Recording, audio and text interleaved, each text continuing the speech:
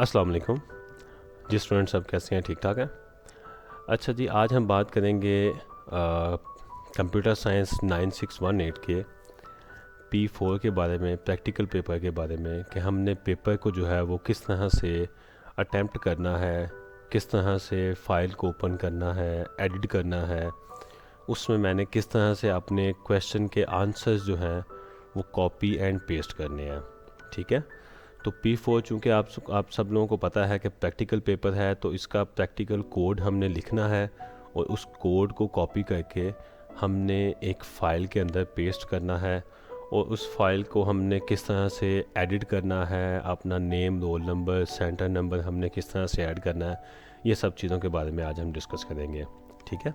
तो ये प्रैक्टिस के लिए मैंने एक पेपर जो है वो क्वेश्चन पेपर एक ओपन किया है, जो कि 2025 का है, अक्टूबर नवंबर का। ठीक है। तो पाकिस्तान में चूँकि 4.2 वेरिएंट हमारे पास चलता है, तो हम आज इसके बारे में डिस्कस करेंगे। वेरिएंट डिफरेंट भी हो सकते हैं, लेकिन चूँकि हमारा मेन पर्पस जो है वो है प्रैक्टिस का, कि हमने पेपर को अटैम्प्ट किस तरह से करना है, तो हम उसके बारे में डिस्कस करेंगे। ठीक है। तो 2 घंटे और 30 मिनट इसका टाइम है। तो ओवरऑल पेपर का 2.5 घंटे हैं हमारे पास। इसके अंदर हमने क्वेश्चन को सॉल्व करना है, उसको एक फ़ाइल के अंदर लगाना है। अब कुछ आंसर्स के अंदर हमने कोड लिखना होता है और कुछ आंसर्स के अंदर हमने स्क्रीनशॉट्स प्रोवाइड करने होते हैं। ठीक है। तो सबसे पहले मैं बात करता हूँ जी क्वेश्चन पेपर की। तो आपको इस तरह का एक क्वेश्चन पेपर मिलेगा, उसके ऊपर क्वेश्चन लिखा होगा, उसका कोड जो है वो आपने खुद लिखना होगा एक एडिटर के अंदर या फिर IDE के अंदर, जैसे कि विजुअल स्टूडियो कोड है या फिर पाईचार्म है या फिर इस तरह से कुछ डिफरेंट सॉफ्टवेयर्स हैं। वो डिपेंड करता है कि आपके सेंटर वालों ने क्या चीज़ जो है वो रिक्वायरमेंट में सबमिट की हुई है कैम्ब्रिज वालों को। ठीक है। तो मैं आपको सबसे पहले एक फ़ोल्डर दिखाता हूँ जी। जो फ़ोल्डर आपको वहाँ पे कंप्यूटर में मिलेगा आपके सेंटर में, तो वो आपको इस तरह का एक फ़ोल्डर मिलेगा। ठीक है। उस फोल्डर के अंदर आपको ये 2 फाइल्स दी गई होंगी। ठीक है। तो आपने सबसे पहले मैं बता देता हूँ इन फाइल्स का पर्पस क्या है और किस किस पर्पस के लिए हमने इनको यूज़ करना है। तो सबसे पहले ये एक फ़ाइल है ट्री डाटा के नाम से। तो इसमें एक क्वेश्चन होगा, क्वेश्चन नंबर 2 भी हो सकता है, क्वेश्चन नंबर 3 भी हो सकता है, क्वेश्चन नंबर 1 भी हो सकता है, कि जिसके अंदर इस डाटा को यूज़ करते हुए हमने इस फाइल को यूज़ करना है। ठीक है। कोई फ़ाइल बेस्ड मैनेजमेंट सिस्टम का या फिर फ़ाइल हैंडलिंग का एक क्वेश्चन आया होगा, उसके अंदर हमने इस फ़ाइल को जो है वो यूज़ करना है एज आ रीड राइट या फिर फ़ाइल को ओपन करने के लिए। ठीक है। तो ये हम क्वेश्चन देखेंगे क्वेश्चन पेपर, तो उसके साथ साथ इसको भी फर्दर डिस्कस करेंगे। मेन जो हमारी फ़ाइल है वो है एविडेंस की। ठीक है। ये फ़ाइल आपकी सबसे इम्पोर्टेंट फ़ाइल है और ये इम्पोर्टेंट क्यों है, सबसे पहले हम इसकी इम्पोर्टेंस को देखते हैं और फिर हम इसको ओपन करते हैं और एडिट करते हैं और सारी चीज़ें इसके बारे में डिस्कस करते हैं। तो सबसे पहले इसकी जो इम्पोर्टेंट चीज़ है वो ये है कि इस फ़ाइल के अगर आपने प्रॉपर तरीके से रीनेम अगर नहीं किया या इसमें आपने अपना रोल नंबर और सेंटर नंबर प्रॉपर तरीके से नहीं लिखा, तो ये फ़ाइल आपकी एक्सेप्टेबल नहीं होगी। ठीक है।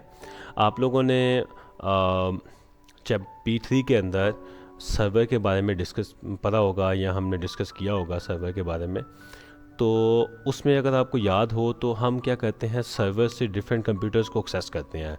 तो सेम इज़ द केस, जो आपका सेंटर बनेगा उधर ऐसा नहीं है कि वो एक एक कंप्यूटर पे जाके आपकी फ़ाइल्स को कॉपी करें। तो उन्होंने आपके फ़ोल्डर को ग्रैब करना है। ठीक है।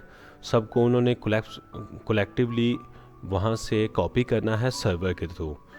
तो सर्वर के थ्रू जब उन्होंने फ़ाइल्स को वहाँ से कॉपी करना है, तो आपकी फ़ाइल के ऊपर आपका रोल नंबर और आपका सेंटर नंबर प्रोमिनेंटली और लाजमन अपडेट होना चाहिए। अगर ना हुआ तो आपका पेपर जो है वो एक्सेप्ट नहीं होगा। ठीक है। उसका रिज़ल्ट जो है वो 0 मार्क्स भी हो सकते हैं, क्योंकि जब उनके पास आपकी एविडेंस फाइल नहीं जाएगी तो वो आपको इसका ग्रेड 0 मार्क्स के साथ कर सकते हैं। ठीक है। तो मैं इस फ़ाइल को सबसे पहले ओपन करता हूँ जी। देखते हैं कि फ़ाइल के अंदर हमारे पास क्या क्या चीज़ें मौजूद हैं। ठीक है। तो सबसे पहले मैंने फ़ाइल को ओपन किया, तो फ़ाइल का नेम मैंने ऑलरेडी आपको दिखाया था। फ़ाइल का नेम था जी evidence.doc। डॉक चूँकि एक्सटेंशन है वर्ड की, तो ये वर्ड की आपको एक फ़ाइल दी गई होगी, उसमें एविडेंस के नाम से वो फ़ाइल होगी। ठीक है। अच्छा, हम यहाँ पे देखते हैं कि हमें इसमें करना क्या क्या है। सबसे पहले तो इसके पेज के ऊपर एक हेडर होता है वर्ड की फ़ाइल के अंदर और एक फुटर होता है। ये जो आपको ग्रे कलर का टेक्स्ट नज़र आ रहा है, ये हेडर के अंदर मौजूद है। इसको अगर मैं क्लिक कर रहा हूँ तो ये क्लिकेबल नहीं है, एडिटेबल नहीं है। ठीक है, लेकिन ये एडिटेबल हो सकता है। लेकिन करना किस तरह से हम सबसे ऊपर जहाँ पे ये टेक्स्ट है वहाँ पे डबल क्लिक करेंगे। तो हेडर को एडिट करने के लिए इसके ऊपर मैं डबल क्लिक करूँगा तो देखें ये टेक्स्ट जो है वो अब एडिटेबल बन गया। तो कैंडिडेट नेम की जगह पे सबसे पहले मैंने अपना लिखना है नेम। ठीक है, कैंडिडेट नेम मैंने यहाँ पे लिखना है, तो मैं यहाँ पे लिख देता हूँ जी, फॉर एग्जांपल मैं लिख देता हूँ उमर फारूक, कोई एक नाम हम चूज़ कर लेते हैं। ठीक है, उसके बाद है जी सेंटर नंबर। तो सेंटर नंबर में हम अपना जो सेंटर नंबर हमें दिया गया होगा वो रोल नंबर स्लिप के ऊपर मौजूद होगा, तो वहाँ से हम उसका सेंटर नंबर, फॉर एग्जांपल मैं चूज़ कर लेता हूँ जी 622, ये मेरे पास एक सेंटर नंबर है। ठीक है, उसके बाद मैंने यहाँ पे अपना कैंडिडेट नंबर यानी कि जो आपका रोल नंबर है वो हमने लिखना है। रोल नंबर क्या है, फॉर एग्जांपल के तौर पे मैं 1 2 3 4 5 6 7 8 कर लेता हूँ। ठीक है, ये मेरा रोल नंबर है। तो ये तीन चीज़ें सबसे पहले मैंने फ़ाइल में ऐड करनी है। ये हमने सबसे फर्स्ट पेज के ऊपर यहाँ पे इसको एडिट करना है। जैसे ही मैंने इसकी एडिटिंग ख़त्म करनी है तो मुझे दूसरी जगह पे जहाँ पे दूसरा टेक्स्ट लिखा हुआ है वहाँ पे डबल क्लिक करना है, तो ये अब एडिटेबल नहीं रहा। ठीक है, ये फ़ाइल के ऊपर सेव हो गया और ये हर पेज के ऊपर ऑटोमेटिकली अपडेट हो जाएगा। ठीक है, तो हेडर का पर्पस ये होता है कि वो सभी पेज के ऊपर ऐड हो जाता है और आप एक पेज के ऊपर भी उसको चेंज करेंगे तो वो पूरी फाइल के अंदर ऑटोमेटिकली चेंज कर देगा। अगर आप देखें तो हर एक पेज के ऊपर ही उसने ऑटोमेटिकली चेंज कर दिया हुआ है। ठीक है जी, तो ये काम करने के बाद मैंने इस फाइल को करना है सेव करने के लिए मैं ये वाला बटन भी प्रेस करता हूँ टॉप लेफ़्ट कॉर्नर पे, इसको भी क्लिक कर सकता हूँ, या फिर इसी के ऊपर वो एक होवर के ऊपर मैसेज शो करवा रहा है सेव करने के लिए Ctrl+S। तो मैं शॉर्टकट की ज़्यादा यूज़ करूँगा ताकि मेरा टाइम बचे। ठीक है, तो मैं Ctrl+S प्रेस करता हूँ तो ये फ़ाइल को सेव कर देगा। अब ये मेरी फ़ाइल सेव हो चुकी है। इस फाइल को मैं क्विट करता हूँ, फ़ाइल को दोबारा ओपन करता हूँ तो ये देखें मेरी फ़ाइल ऑलरेडी सेव्ड हो चुकी हुई है। ठीक है, आपने कोशिश ये करनी है कि जब भी हम किसी भी क्वेश्चन का कोई भी पार्ट्स कॉपी करके मैं पेस्ट कर लूँगा या सॉल्व कर लूँगा तो मैं साथ साथ उसको Ctrl+S यानी कि सेव करता जाऊँगा ताकि मेरा कोई भी कोड जो है वो किसी भी वजह से इलेक्ट्रिसिटी या कोई भी किसी भी इशू की वजह से ज़ाया ना हो, वो फाइल आपकी सेव्ड रहे। ठीक है, तो मैं Ctrl+S करके इसको सेव करता हूँ। सेव करने के बाद मैंने इसको कर देना है क्विट। ठीक है, क्विट करने से पहले हम ये जो इंस्ट्रक्शन है इसको मैं ज़रा स्पीड अप इसको ज़रा मैं रीड कर देता हूँ और इसका मैं पर्पस आपको समझा देता हूँ क्या है। हमने इंसर्ट करना है जी अपना name, centre number, candidate number into the header, ये हम ऑलरेडी कर चुके हैं। सेकंड है जी सेव दिस एविडेंस डॉक्यूमेंट, इस फाइल को, ये जो evidence.doc फाइल है इसको मैंने रीनेम करना है। रीनेम कैसे करना है, एविडेंस के बाद अंडरस्कोर लगाना है, अंडरस्कोर लगा के कैंडिडेट नंबर लिखना है, नेम नहीं लिखना, नंबर लिखना है। ठीक है, उसके बाद फिर मैंने अंडरस्कोर लगा के आगे मैंने वहाँ पे सेंटर नंबर लिखना है। ठीक है, तो इस तरह से मैं इसको सेव करके आपको दिखाता हूँ। मैं जी इसको सेव किया, 622 मेरा सेंटर नंबर है और जो कैंडिडेट नंबर है वो है जी 1 2 3 4 5 6 7 एंड 8। ठीक है, तो एविडेंस के बाद सेंटर नंबर के बाद कैंडिडेट नंबर। ठीक है, सेम इसी सीक्वेंस में, पहले सेंटर नंबर फिर कैंडिडेट नंबर। ले जी मैं इस फाइल को करता हूँ क्विट करने के बाद इसके ऊपर राइट क्लिक करके मैं रीनेम भी कर सकता हूँ और दूसरी शॉर्टकट की जो है इसको क्लिक करके कीबोर्ड से F2 प्रेस करूँगा तो ये इसको रीनेम कर देगा। ठीक है, वो उसने सेलेक्ट कर दिया हुआ है। तो मैं कीबोर्ड से एरो की प्रेस करूँगा और राइट साइड पे और इसके आगे लगाऊंगा अंडरस्कोर, यहाँ पे लिखूंगा सेंटर नंबर। तो सेंटर नंबर मैंने रखा था 622। ठीक है, फिर उसके बाद अंडरस्कोर लगाऊंगा तो यहाँ पे मैं लिखूंगा, यहाँ पे मैं अपना कैंडिडेट नंबर लिखूंगा। तो कैंडिडेट नंबर के अंदर यहाँ पे मैं प्रोवाइड करूँगा 1 2 3 4 5 6 7 8 जो मैंने अभी सेट किया था फाइल के अंदर।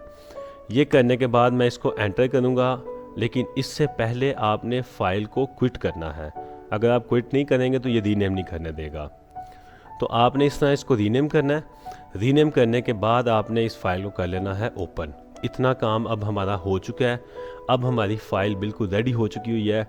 अब इस फाइल के अंदर मैं जो भी कोड लिखता जाऊंगा साथ साथ उसको सेव करता जाऊंगा, ताकि मेरा कोई भी कोड या मेरा कोई भी पेपर का पार्ट जो है वो मिस ना हो। ठीक है, इसके आगे कुछ इंस्ट्रक्शन लिखी हुई है। Screenshot are program listings must be copied into appropriate cell in the following tables. तो स्क्रीनशॉट या जो आंसर होगा वो हमने प्रॉपरली इस पार्ट के अंदर कॉपी पेस्ट करना है। ठीक है, ये ना हो कि जो क्वेश्चन नंबर 1 का ए का 1 फर्स्ट पार्ट है उसका आंसर जो है वो मैंने यहाँ पे पेस्ट किया हो, तो वो आपका क्वेश्चन गलत होगा, उसको 0 मार्क्स आपको ग्रेडेड किया जाएगा। ठीक है, तो इसलिए हमने प्रॉपरली स्पेसिफिकली उसी सेक्शन के अंदर उसका आंसर लिखना है जो जिस क्वेश्चन का पार्ट होगा। ठीक है, उसके बाद examiner must be able to read the content including any screenshot without the use of a magnifying glass. Magnifying glass का मतलब ये होता है हमारे पास यहाँ पे एक मैग्नीफायर होता है जो हम विंडोज़ में यूज़ करते हैं, मैग्नीफायर ये वाला। ठीक है, तो हमें स्क्रीनशॉट बिल्कुल क्लियर देना, ये ना हो कि उसको कोई मैग्नीफायर यूज़ करना पड़े देखने के लिए। Answer that are not readable or missing will not be awarded any marks. ये ना हो कि आपने स्क्रीनशॉट लेना था इतने पार्ट का, तो अब आप पूरी स्क्रीन का जो है वो स्क्रीनशॉट यहाँ से कॉपी करके तो उसमें पेस्ट कर रहे हो। ऐसा नहीं हमने करना। हमने जो स्क्रीनशॉट लेना है वो स्पेसिफिकली उसी पार्ट का लेना है। जब हम क्वेश्चन को सॉल्व करेंगे नेक्स्ट वीडियो के अंदर, तो हम देखेंगे कि किस तरह से जिस किसी क्वेश्चन के पार्ट का हमने स्क्रीनशॉट बनाना है, हम उसका स्क्रीनशॉट देखेंगे कि किस तरह से कैप्चर करेंगे और कितना एरिया हमने कैप्चर करना है, ताकि वो जो कंटेंट है उसका वो रीडेबल दे। ठीक है, save this evidence document at regular intervals, for example every 10 minutes. ठीक है, तो हर 10 मिनट का जो कोड है, हर 10 मिनट के बाद जो मैं क्वेश्चन सॉल्व कर चुका हूँगा उसको मैंने कॉपी करके इसमें पेस्ट करना है। पेस्ट करने के बाद फाइल को सेव कर देना है। लेकिन इसकी बेस्ट प्रैक्टिस ये है कि जैसे ही जितना भी कोड हो, मैं उसको जब वहाँ पे सॉल्व करके इसमें कॉपी पेस्ट कर दूँगा, मैं साथ ही उसको कंट्रोल एस कर दूँ, 1 सेकंड के अंदर वो फाइल सेव हो जाएगी। ठीक है, तो हम बजाय 10 मिनट्स का गैप रखें, वो विद इन अ सेकेंड मैं उस फाइल को साइड बाय साइड मैं उसको सेव करता रहूँगा। ठीक है, ताकि मेरा कोई भी यहाँ पे लॉस ना हो किसी भी क्वेश्चन के किसी भी पार्ट का। ठीक है जी, तो ये एक ओवरव्यू था P4 का कि हमने फ़ाइल को किस तरह से यूज़ करना है, हमें क्या चीज़ें प्रोवाइड की गई होंगी, उनका क्या पर्पज़ है, वो फ़ाइल किस तरह से रीनेम करनी है, वो फ़ाइल किस तरह से हमने एडिट करनी है, उसका हेडर किस तरह से चेंज करना है, name, candidate name, centre number, candidate number, ये हमने किस तरह से इसमें सेव करने हैं। तो ये सारी डिटेल जो है वो इसके अंदर मौजूद है कि आपने पेपर को अटैम्प्ट किस तरह से करना है। तो इंशाल्लाह मिलते हैं नेक्स्ट वीडियो के अंदर। नेक्स्ट वीडियो में हम एक जैसे मैंने आपको एग्जांपल दी, हमने ये 25 का 1 अक्टूबर नवंबर का एक पेपर लिया, उसमें कोई एक क्वेश्चन आया होगा, हम उस क्वेश्चन को देखेंगे कि किस तरह से सॉल्व करना है। उसमें वो इंस्ट्रक्शन वाली फ़ाइल जो सेपरेट दी गई थी डाटा वाली, ये वाली ट्री डाटा के नाम से, इसको हमने किस तरह से यूज़ करना है, इस फाइल के अंदर हमने आंसर्स को कैसे कॉपी पेस्ट करना है। ठीक है, तो इन सब चीज़ों के बारे में हम side by side next video के अंदर डिस्कस करेंगे और एक पूरा क्वेश्चन या कोशिश करेंगे एक पेपर को सॉल्व करें। अगर पूरा ना भी कर सके तो जितना मैक्सिमम हो सके, जिसमें कोड भी कॉपी पेस्ट हो सके, जिसमें स्क्रीनशॉट्स भी कॉपी पेस्ट हो सकें, जिसमें जो डाटा इसमें प्रोवाइड किया गया है ट्री डाटा के नाम से, जो फ़ाइल प्रोवाइड की गई है, उसको भी हम यूज़ कर सकें। तो कुछ इस तरह से हम फाइल को साइड बाय साइड सॉल्व करेंगे और P4 का जो एक पेपर है वो इंशाल्लाह हम कंप्लीट सॉल्व करेंगे। तो मिलते हैं नेक्स्ट वीडियो में। टेक केयर, अल्लाह हाफिज़।